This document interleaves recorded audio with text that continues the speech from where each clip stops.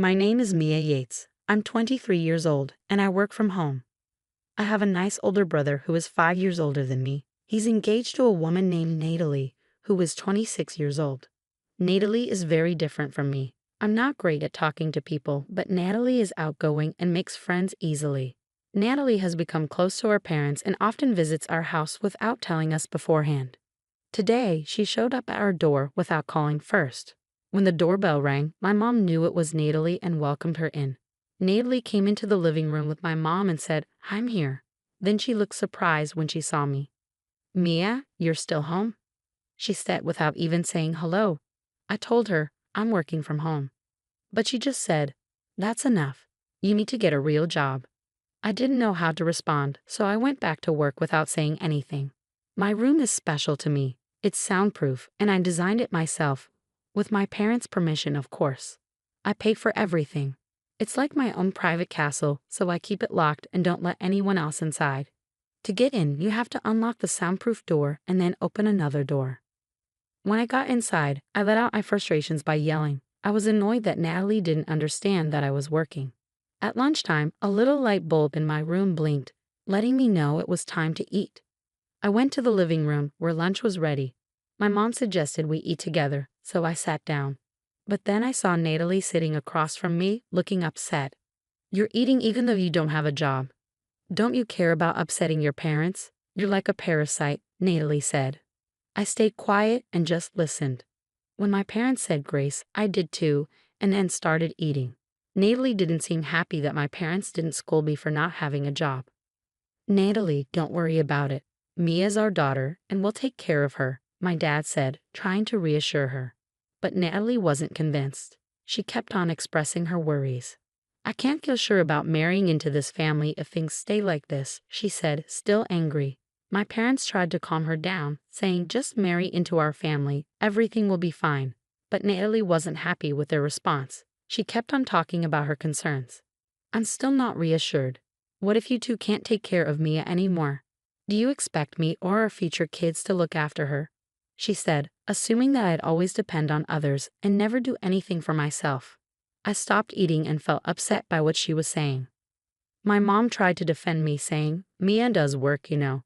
Don't worry about her," but Natalie wouldn't stop worrying. At 23, just look at her. Braided hair, thick glasses, always in sweats. "Who would believe she's working like this?" Natalie said, clearly frustrated.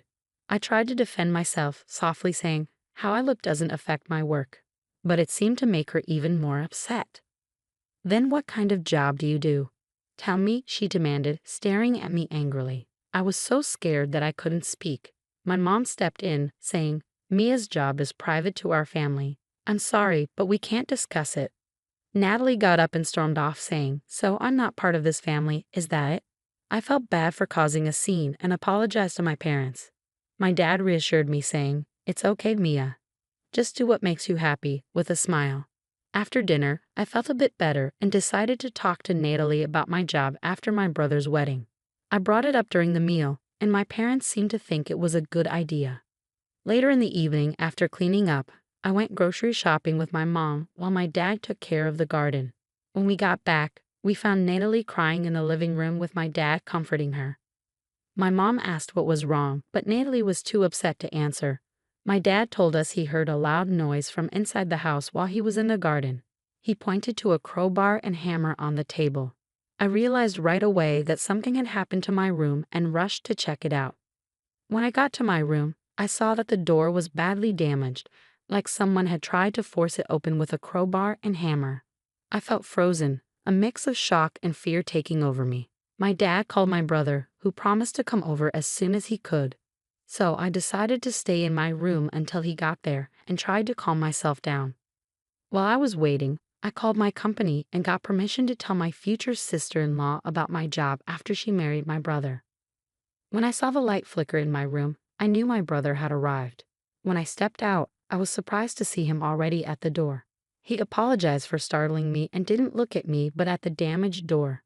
I could tell he was probably shocked by what Natalie had done. I told him not to worry, that I would replace it myself, but he insisted that Natalie would take care of it. He took my hand and led me to the living room, where Natalie and my parents were waiting. As soon as we walked in, my brother confronted Natalie, saying, "I never thought you were capable of such violence." Everyone was shocked to see my usually calm brother so angry. He insisted, "You need to apologize properly to Mia and fix the door." Natalie started crying and kept saying, "I'm sorry," to my brother, but he interrupted her, saying, "This apology isn't for me," and gave her a stern look. I told my brother it was okay, but he kept his eyes on Natalie. She turned to me, knelt down, and apologized, promising to make things right. I accepted her apology and decided to move on from the incident. But I was curious why she did it, so I asked her. She said, "I thought if you didn't have a safe place, you'd have to get a job." Hearing this, I debated whether to tell her about my job before the wedding. But I knew it went against company rules, so I stayed quiet for now. The tension between my brother and Natalie bothered me, so I gave them each a concert ticket to try to lighten the mood. As Natalie looked at the tickets, she exclaimed, "These are for the Ames concert." Her face lit up with excitement, and she turned to my brother, saying, "Let's go." Her joy was infectious. My brother asked me, "Are you sure? These tickets are hard to get." I replied, "I got lucky. You can use them to make peace if you want." My brother's face also lit up with delight. Seeing them so happy made me happy too. The good vibes returned, and everyone forgot about the damaged door, enjoying their meal together.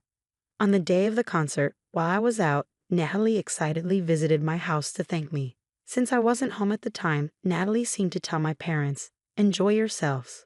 Looks like Mia's decided to work outside for a change." The concert was fantastic. Afterward, my brother called me. He'd split off from Natalie at a company party and was thrilled about the concert. He mentioned that Natalie was a huge Ames fan and had always wanted to attend their once-a-year concert. He said she was over the moon about finally seeing them live. On the way home, Natalie couldn't stop talking about how amazing Ames was. When I mentioned I was glad we patched things up, my brother surprised me by saying, "The soundproof door we got as compensation cost $7,000. I just replied, "Sounds about right."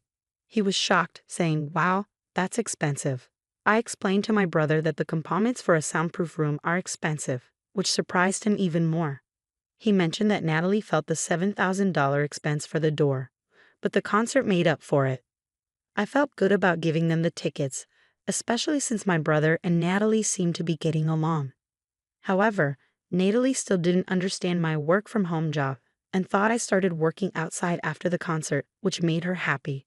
When she realized her mistake, she started calling and visiting my house daily, urging me to get a job. I hoped to endure it until the wedding. But things only got worse. Even though I didn't want to see her until then, Natalie kept summoning me to the living room, where she kept nagging me about getting a job before the wedding, saying, "I don't want a jobless family member." To distract Natalie, I gave her merchandise like mascots and file cases from my previous company. At first, she happily accepted her favorite Ames items, but eventually, she started asking questions. She wondered why I had so much Ames merchandise. Reluctantly, I told her, "A friend who works with the Ames company gives them to me." When Natalie heard this, her smile widened and she seemed even happier. "Please get me more tickets next time," she said, but there was still a problem. She wanted more merchandise and started causing trouble about being allowed into my room. I managed to stop her a few times, but I worried she might break the door again. So I gathered my courage and gave her a stern warning. "Natalie, if you break the door again, it won't just be the cost of repairs this time. Last time, I paid for it. Next time, you'll be the one paying." Natalie's face went pale at my words. I wondered if she was really considering doing it again. All I could do was hope the wedding would be over soon so I could have some peace. Even after that, until the wedding day, there wasn't a single day when Natalie didn't visit or use the call light. I lost count of how many times I yelled enough already in my room. I tried talking to my brother about it, but he seemed resigned, saying, "I've told Natalie over 100 times that Mia is working, but she doesn't seem to listen to me." In my mind, I thought, I wish my brother would get as angry as he did when she broke my door. But I knew he was busy with wedding preparations. He had mentioned he needed to finish a ton of work before the wedding so he could go on the honeymoon. So I didn't have much hope in relying on him. I had to give up and deal with Natalie on my own. Finally, it was the day before the wedding. As expected, our parents spent the day together, so the four of us had a fun night reminiscing and looking at old photo albums. It was nice to spend time together as a family after a long time. I mentioned, when I get married, my brother will have his own family, so we'll just be the three of us with our parents the day before the wedding. It'll feel a bit lonely. But my brother reassured me saying, "No, I'll come here and spend the day with you." I was glad he said that. In that peaceful moment, his phone rang. It was Natalie calling. He answered and then handed me the phone, saying, "Natalie wants to talk to you." When I answered the phone, Natalie said, "Hey, something's going on with Ames. There's a big announcement tomorrow. Can you ask your friend who gives you the merchandise what it's about? What if she's quitting or taking a break?" Apparently, Ames' agency had announced on social media that there would be a major announcement the next day. I didn't want to be bothered during my family time, so I simply said, "I don't know," and hung up. My brother felt the same way and turned off his phone. When our dad said it was time to go to bed early, my brother bowed deeply and thanked our parents for taking care of him. He said he was ready to be happy with Natalie. Mom joked, "That's what happens when women get married." My brother laughed along with the rest of us, and we ended the night before the wedding on a light note. Finally, the wedding day arrived. I told my family I'd be a bit late in the morning, and they headed to the venue without me. When I got there later, I went to the waiting room to congratulate Natalie. I knocked on the door, and there she was, the beautiful bride, all ready for her big day. Just when I was going to congratulate the bride, she suddenly changed into a scary monster. She said she still had something important to tell me from yesterday when we talked on the phone. I said sorry and asked her what was wrong. She told me to leave. I tried to explain that it was my brother's wedding, but she was mad because I didn't have a job, and she didn't want people to think I was part of the family. I wanted to argue, but then Natalie, the bride, came really close to me and said firmly, "If I tell you to leave, you leave." Then she slammed the door shut. I felt really sad and went to a room they set up for me.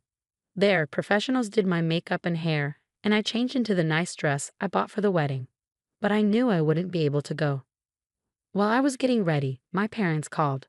I told them what happened and promised I would still celebrate in my own way, even though I couldn't go to the ceremony. The wedding started without me, but I watched it on a screen in the room. I almost cried when I saw my brother looking for me, but I reminded myself it was a happy day, not a sad one, and watched the ceremony, sending my blessings silently. After all the fun, the lady hosting the event said, "We got a special video for the stars of today's show. Watch the screen, please." The lights dimmed and a video started playing. Everyone in the room cheered when they saw Ames, who Natalie adored, appear on the screen with a message. "Surprise, it's me, Ames. Congratulations on getting married, bro and Natalie." Natalie looked shocked and glanced at my brother, who seemed to be saying, "That's Mia. I've been looking forward to this day, but I couldn't make it because of some urgent stuff." I made up an excuse for not being there and shared a simple message of congratulations. Then, I admitted, "Natalie, I never told you, but I'm now part of your family. But I'm moving overseas soon, so we probably won't see each other much. You can ignore me if you want." Oh, and I wasn't just lazing around. I was working in my home studio. I couldn't help but add a little sarcasm. But I ended by saying, "I really wish you both all the happiness. I'm a singer-songwriter named Ames, and I got popular on social media. My stage name, Ames, is just my real name, Maya, spelled backward." When the lights turned on again, everyone was staring at Natalie. She looked shocked and really surprised.